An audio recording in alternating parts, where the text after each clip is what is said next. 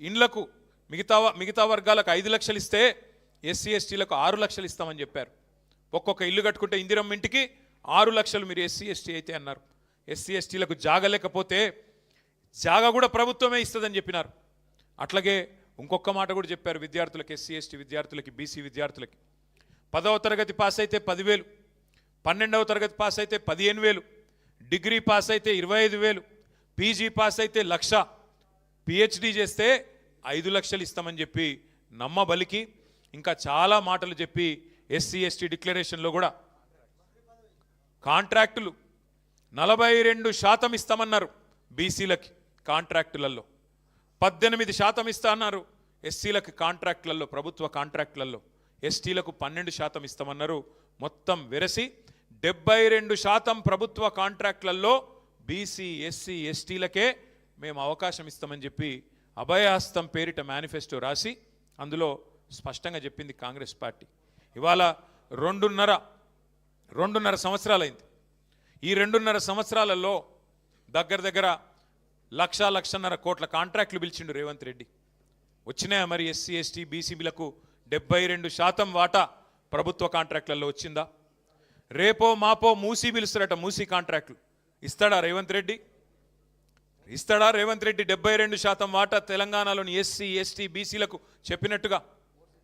అంటే 1 కాదు 2 కాదు, ఎన్ని రకాల వంచన అంటే ఆనాడు కేసీఆర్ గారు అంబేద్కర్ ఓవర్సీస్ స్కాలర్షిప్ పేరిట 20 లక్షల రూపాయలు మన పిల్లలకి ఆనాడిస్తే, మౌలానా అబుల్ కలాం ఆజాద్ పేరిట మైనారిటీ పిల్లలకు స్కాలర్షిప్లు ఇస్తే, మహాత్మా జ్యోతిబా ఫూలే పేరిట ఓవర్సీస్ స్కాలర్షిప్లు 20 లక్షల రూపాయలు ఇస్తే, అట్లాగే స్వామి వివేకానంద పేరిట అగ్రవర్ణాల్లో ఉండే పేదలకు కూడా ఆనాడు కేసీఆర్ గారు ఓవర్సీస్ స్కాలర్షిప్ పెట్టి 7,000 మంది పిల్లల్ని విదేశాల్లో విద్యకు పంపితే ఏమన్నాడు రేవంత్ రెడ్డి గారు?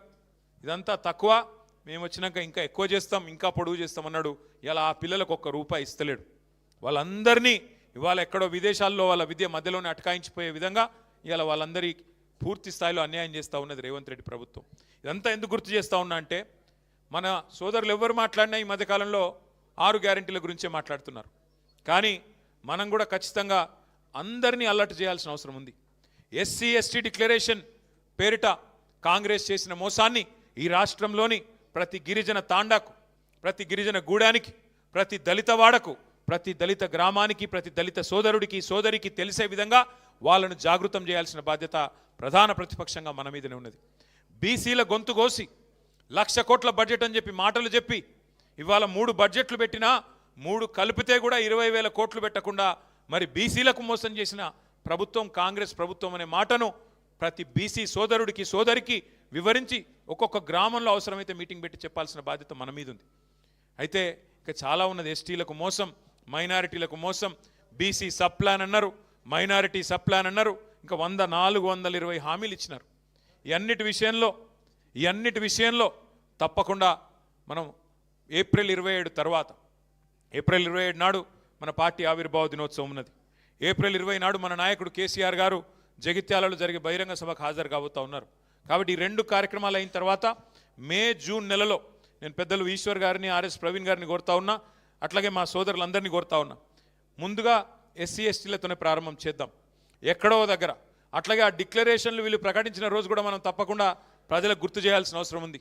కామారెడ్డి డిక్లరేషన్, చేవెళ్ళ డిక్లరేషన్, మహిళా డిక్లరేషన్ ఏదైతే చేసినారో, వరంగల్లో రైతు డిక్లరేషన్, యువజన డిక్లరేషన్ హైదరాబాద్లో, విద్యార్థి డిక్లరేషన్ ఇక్కడే, మహిళా డిక్లరేషన్, ఒక్కొక్క వర్గానికి సంబంధించి కాంగ్రెస్ చేసిన ప్రామిస్ల మీద మనం కూడా అంతే పకడ్బందీగా అవసరమైతే అదే స్థలంలో అదే పట్టణంలో బ్రహ్మాండమైన బహిరంగ సభలతో పాటు జాగృతం చేసే విధంగా ఈ 2 ఏళ్ల కార్యాచరణ రూపొందించుకుందాం.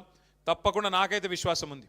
కేసీఆర్ గారు నిబద్ధతతో 125 ఫీట్ల విగ్రహం మాత్రమే కాదు, డాక్టర్ బాబాసాహెబ్ పేరు మన సెక్రటేరియట్కే పెట్టడంతో పాటు ఆ రోజు భారతీయ జనతా పార్టీ ప్రభుత్వాన్ని మనం డిమాండ్ చేసినాం అసెంబ్లీలో. అయ్యా మేము కొత్త సచివాలయం కట్టి అంబేద్కర్ గారి పేరు పెట్టుకున్నాం, మీరు పార్లమెంట్ కడుతున్నారు, కొత్త పార్లమెంటు భవనం, ఆ పార్లమెంటు భవనానికి కూడా ఖచ్చితంగా డాక్టర్ బాబాసాహెబ్ పేరు పెట్టాలి అని ఆ రోజు తీర్మానం చేసింది కేసీఆర్ ప్రభుత్వం. పార్టీగా కాదు, ప్రభుత్వంగానే శాసనసభలో తీర్మానం చేసి పంపినాం. ఇలా నిజంగానే భారతీయ జనతా పార్టీకి కూడా ఈషన్ మాత్రం గౌరవం ఉన్నా వారు స్పందించేటోళ్ళు. నిజంగా కాంగ్రెస్ పార్టీకి అనుమాత్రం గౌరవం ఉన్న వారు కూడా పార్లమెంట్లో ప్రస్తావించేటోళ్ళు. కానీ ఇద్దరు కూడా దొందే, ఇద్దరు కూడా అల్టిమేట్గా అంబేద్కర్ అంటే గిట్టని వాళ్ళే తప్ప ఈ దేశంలో మాత్రం ఇంకొక ఆలోచన వారిద్దరికి కూడా లేదు. ఇంకొక మాట కూడా మనం ఈ సందర్భంగా గుర్తు చేసుకోవాలి. డాక్టర్ బాబాసాహెబ్ని కొందరివాడుగా చిత్రీకరించే కొంత ప్రయత్నం. ఒకటి మాత్రం పక్కా, మనిషి పుట్టిన 5 నిమిషాలకి పుట్టేది కులం. నువ్వు ఏ కులంలో పుడతావు నీకు తెలియదు. పుట్టిన 5 నిమిషాలకి నువ్వు ఫలానా కులం, ఫలానా మతం, ఫలానా దేశం అని, ఫలానా రాష్ట్రం 5 నిమిషాల తర్వాత ఖరారైతుంది. ఇక వాటి గురించి జీవితం అంతా సచ్చదాకా కొట్లాడుకుండే. నీ కులమేంది, నీ మతమేంది, నీ దేశమేంది, నీ ప్రాంతమేంది, దాని గురించి మళ్ళీ సచ్చదాకా. మనిషి పుట్టినాక 5 నిమిషాలకు పుట్టే కొన్ని విషయాలను పట్టుకొని జీవితాంతం తనలాడే పరిస్థితి. కానీ మనందరం గర్వంగా ఒక మాట మాత్రం చెప్పుకోవాలి.